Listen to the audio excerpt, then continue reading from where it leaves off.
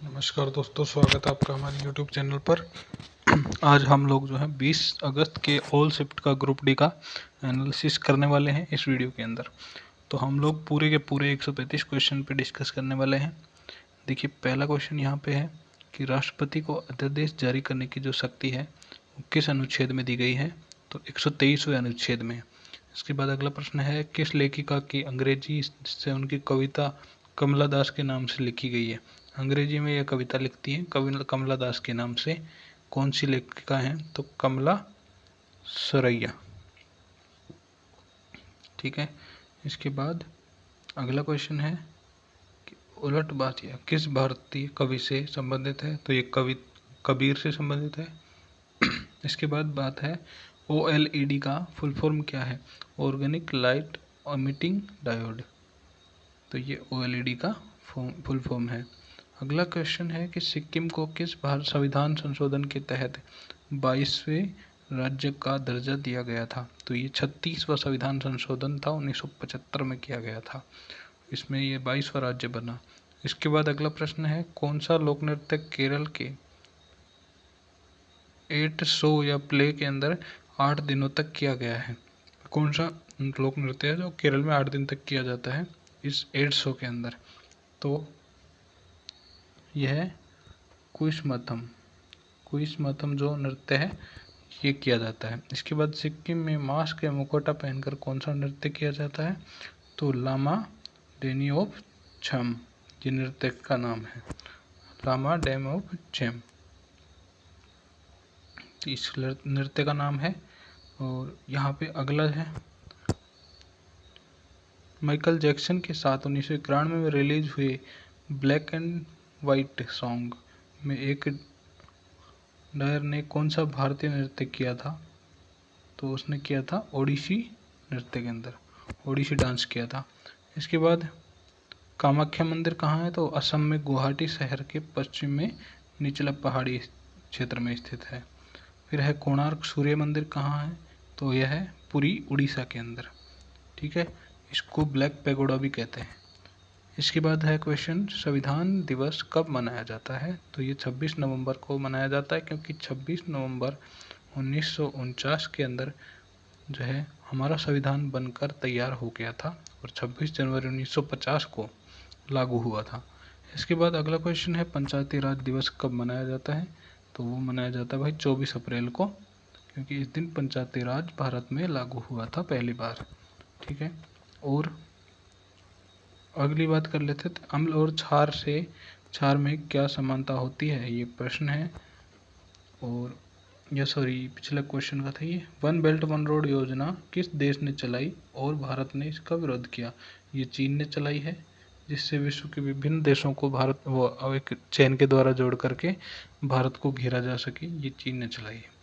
प्रधानमंत्री आवास योजना का पहले क्या नाम था? तो इसका नाम था Indira Awas Yojana, by prime minister Rajiv Gandhi. 1985 से योजना चल रही थी, राजीव गांधी ने चलाई थी, लेकिन अब इसका नाम बदलकर प्रधानमंत्री आवास योजना कर दिया गया। अब एक सींग वाला गैंडा कहाँ पाया जाता है? ये क्वेश्चन है। तो ये आएगा काजीरंगा नेशनल पार्क असम के अंदर। तो आपको एक क्वेश्चन याद होना चाहिए, काजीरंगा नेशनल पार्क कहाँ पे है? असम में है। अगला क्वेश्चन है, हेनरी ड्यूनेंट ने जेनेवा में किस अंतर्राष्ट्रीय संस्था की स्थापना की थी? तो उसका नाम है रेड क्रॉस संस्था। ठीक है। तो अगला क्वेश्चन है कि डेमोक्रेटिक स्वराज्य पार्टी के संस्थापक कौन थे? तो गंगाधर तिलक, 1920 में डेमोक्रेटिक स्वराज पार्टी। इसके बाद 1968 के अंदर न्यूक्लिक एसिड में न्यूक्लियोटाइड का क्रम जिससे कोशिका के आनुवंशिक कोड होते हैं उसकी खोज हेतु फिजियोलॉजी या मेडिसिन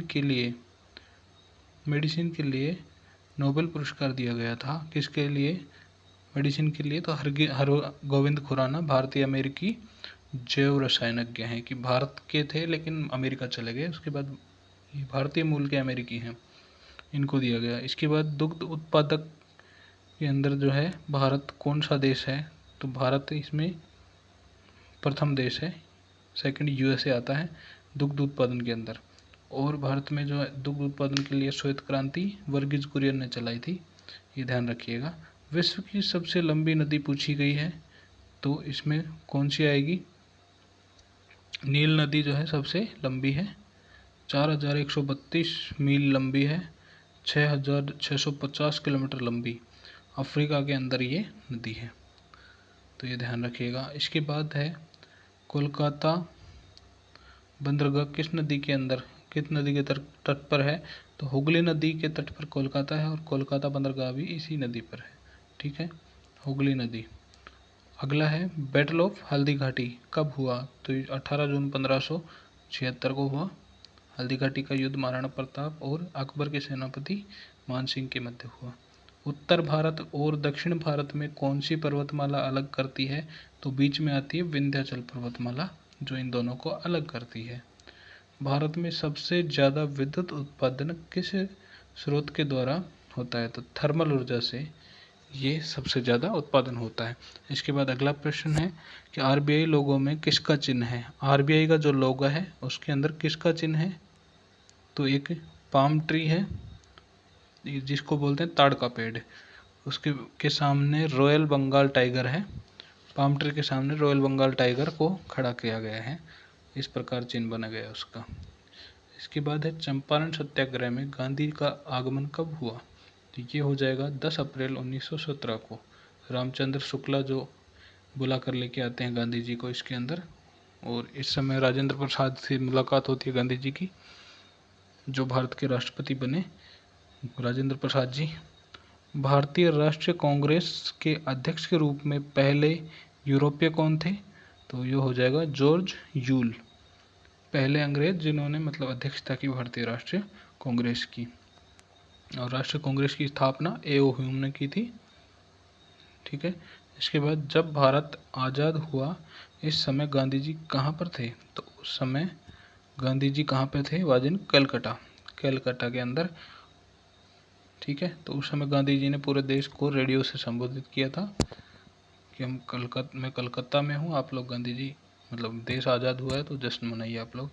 हरे पेड़ पौधे प्रकाश की उपस्थिति में प्रकाश संश्लेषण के द्वारा अपना भोजन, ऐसे पौधों को क्या कहते हैं, मतलब इस भोजन बनाने की प्रक्रिया जो है ये पौधे करते हैं, तो ऐसे पौधों को क्या कहते हैं, स्वपोषी, जो खुद का भोजन खुद बनाते हैं। इसके बाद अगला प्रश्न है न्यूरॉन में कौन सा हिस्सा जानकारी प्राप्त करता है, तो इसके अंदर डेंड्रिट जो हिस्सा है, डेंड्राइट्स जो हिस्सा है वो जानकारी प्राप्त करता है, डेंड्राइट्स।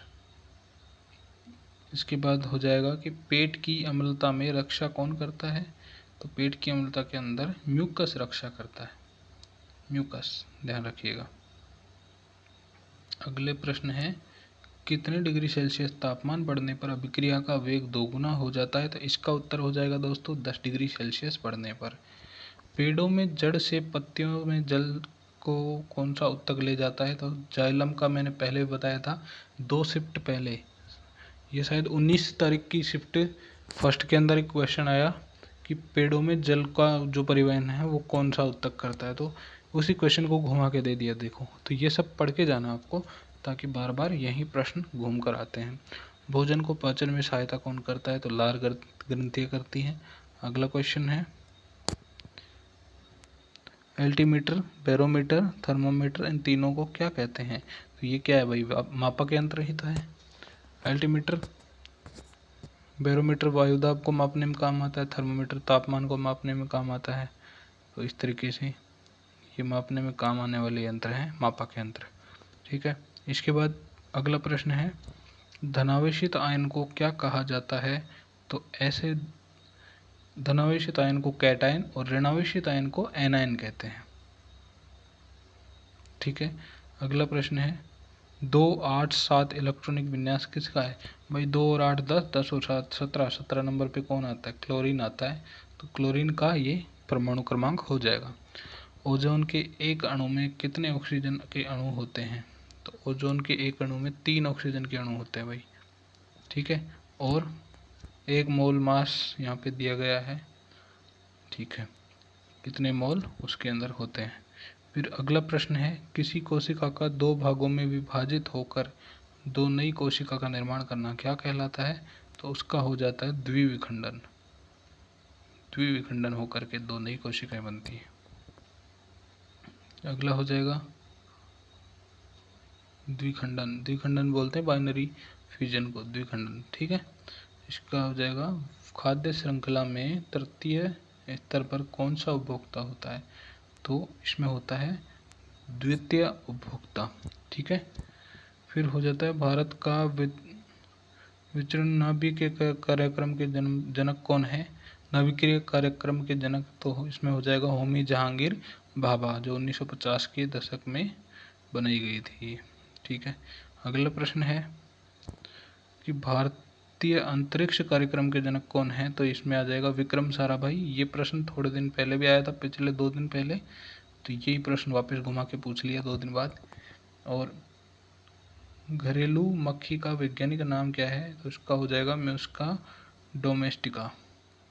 म्यूस्का डोमेस्टिका। तो याद रखने का एक तरीका है कि घरेलू का मतलब डोमेस्टिक इंग्लिश में, तो उससे डोमेस्टिका याद रह जाएगा, ठीक है।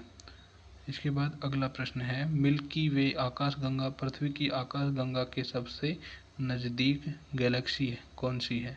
पृथ्वी की आकाशगंगा कौन सी है? मिल्की वे, ये ध्यान रखिएगा, प्रश्न पूछ सकता है। इसके सबसे नज़दीक कौन है? तो एंड्रोमेडा गैलेक्सी, ये सबसे पास वाली गैलेक्सी है। इसके बाद अगला प्रश्न है, जीवों के शरीर की संरचनात्मक एवं क्रियात्मक इकाई क्या है? तो उसका है कोशिका। सबसे आसान सवाल है। सूर्य के प्रकाश के स्पेक्ट्रम में फर्स्ट एंड लास्ट कलर कौन सा होता है? तो विबग्योर होता है भाई, विबग्योर। तो रेड और वॉयलेट, तो ये 2 कलर फर्स्ट और लास्ट होंगे।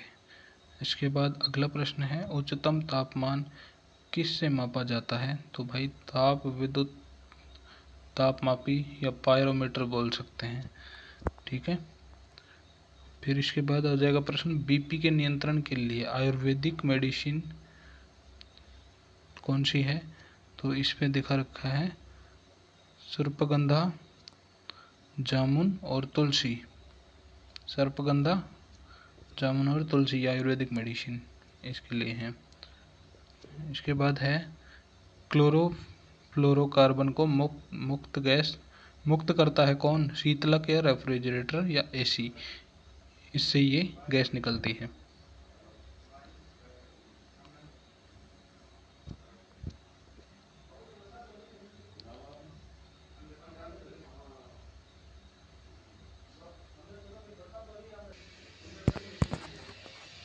अगला प्रश्न है दोस्तों, अम्ल और क्षार में क्या समानता होती है? तो बोथ प्रोड्यूस आयंस, यानी दोनों आयन प्रोड्यूस करते हैं इन वाटर सोल्यूशन, यानी जलीय विलयन के अंदर। गुड कंडक्टर ऑफ इलेक्ट्रिसिटी, दोनों ही गुड कंडक्टर होते हैं इलेक्ट्रिसिटी के, ठीक है, यानी अच्छे चालक होते हैं, सुचालक। लिटमस किस पौधे से निकलता है? अगला प्रश्न है। तो लिटमस निकलता है लाइकेन से, ठीक है। और लाइकेन जो है शैवाल और कवक के साथ में सहजीवी के रूप में रहता है, ये भी ध्यान रखिएगा, ठीक है। अगला है, गति का नियम किसने दिया? तो गति का नियम न्यूटन ने दिया था। फिर अगला क्वेश्चन है दोस्तों, यहाँ पे कुछ प्रश्न साइड में भी लिखे हुए हैं तो उनको भी देखेंगे। जो किसान सिर्फ सब्जी उगाते हैं उन्हें किस प्रकार की खेती कहते हैं भाई? उन्हें कहते हैं शाकीय बीन्स, यानी कि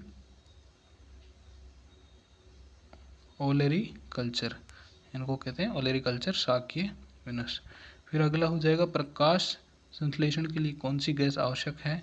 तो इसमें हो जाएगा CO2 गैस आवश्यक है भाई। पौधे CO2 ग्रहण करते हैं और O2 छोड़ते हैं। इसके बाद हो जाएगा, राइबोसोम्स किसका संश्लेषण करता है? तो राइबोसोम्स प्रोटीन का संश्लेषण करता है। इसके बाद, आधुनिक आवर्ती सारणी में कितने ऊर्ध्वाधर कॉलम होते हैं? तो इसके अंदर 18 ऊर्ध्वाधर कॉलम होते हैं और 7 पीरियड्स होते हैं। पीरियड्स का मतलब होता है हॉरिजॉन्टल, जो वर्ग उनके बनाए होते हैं, वो आवर्त बोलते हैं हिंदी में। तारों का टिमटिमाना किस प्रकाशीय घटना के कारण होता है? तो ये प्रकाश के वायुमंडलीय अपवर्तन के कारण होता है। फिर इसके बाद पराबैंगनी किरणों में से कौन सी गैस सुरक्षा करती है? तो इसका सिंपल सा आंसर है ओजोन गैस हमारी इससे सुरक्षा करती है। ओजोन के बारे में 2 प्रश्न आए हैं आज। श्वसन के दौरान ग्लूकोज उसी ऊर्जा प्रदान करती है और ये किस में कन्वर्ट हो जाती है? तो ये एटीपी में। तो एटीपी का मतलब क्या है? ये ऊर्जा का फॉर्मेट है एटीपी, एडिनोसिन ट्राइफॉस्फेट, इसके अंदर जो है चेंज हो जाती है। अगला प्रश्न है दोस्तों, भारत का मानव युक्त प्रथम अंतरिक्ष यान का नाम क्या है? तो उसका नाम है गगनयान। फिर इसके बाद अगला प्रश्न है, दंत रोग विशेषज्ञ दांतों के उपचार बड़ी छवि देखने हेतु कौन से दर्पण का उपयोग करते हैं? तो कॉनकेव लेंस हो जाएगा, यानी कि उत्तल लेंस। ठीक है, सॉरी अवतल दर्पण का उपयोग करते हैं, कॉनकेव का। ठीक है, इसके बाद हो जाएगा सेम्प्लांट छुई मुई। सेम्प्लांट मतलब छुई मुई का पौधा टच मी नॉट का वैज्ञानिक नाम क्या है? तो इसका हो जाएगा मिर्नोसा पुडिका। ठीक है, वयस्क शरीर में हड्डियों की संख्या कितनी होती है? तो 206 हड्डियों की संख्या होती है वयस्क शरीर में। इसके बाद ये अपना जो है कंप्लीट हो चुका है और कुछ प्रश्न साइड में दिए गए हैं, इनका कर लेते हैं अपन लोग। सबसे ज़्यादा कार्बन किस में होता है? एंथ्रासाइट के अंदर, इस कोयले के अंदर सबसे ज़्यादा कार्बन होता है। मादा एनाफिलीज मच्छर से कौन सा रोग होता है भाई? तो मलेरिया रोग मादा एनाफिलीज मच्छर से काटने से होता है। किस फसल द्वारा नाइट्रोजन स्थिरीकरण से मिट्टी की उर्वरता बढ़ जाती है? तो ये होती है लेग्यूम या फली बोल सकते हैं, या क्रॉप। ठीक है, तो इस तरीके के पूरे प्रश्न हमने करवाए हैं आप लोगों के सामने। पूरे 135 प्रश्न हम लोगों ने डिस्कस किए और इसी प्रकार से आगे भी जितनी भी शिफ्ट होने वाली हैं, जितने भी एग्ज़ाम होने वाले हैं ग्रुप डी के, सभी का एनालिसिस किया जाएगा। तो हमारे चैनल पर जुड़े रहिए। All the best, thank you so much दोस्तों, जय हिंद।